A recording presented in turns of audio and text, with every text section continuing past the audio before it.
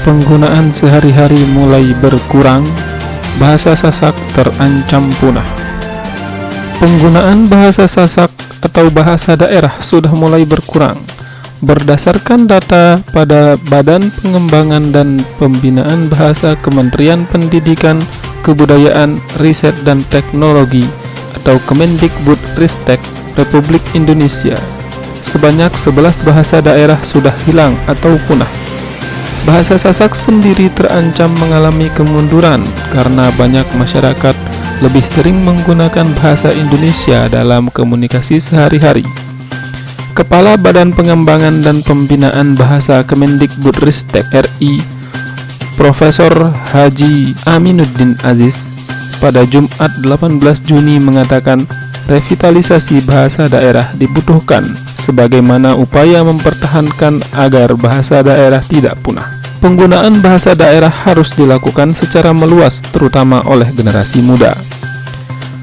Kita akan hidupkan kembali bahasa daerah. Bahasa itu akan hidup kalau terus dipakai.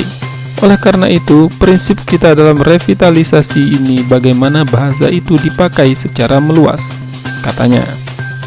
Pelestarian bahasa tidak saja tugas pemerintah, melainkan semua elemen termasuk keluarga, karena bahasa daerah paling berpotensi digunakan di dalam keluarga.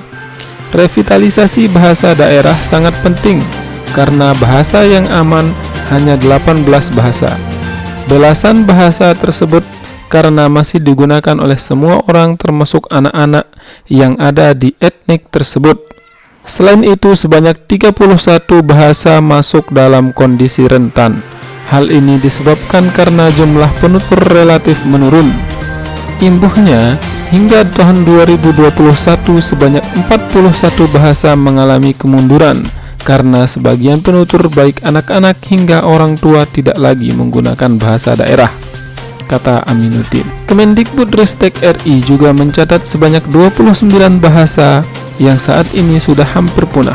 Hal ini karena mayoritas penutur bahasa yang berusia 20 tahun ke atas dan generasi tua tidak berbicara kepada anak-anak atau di antara mereka dengan bahasa daerah.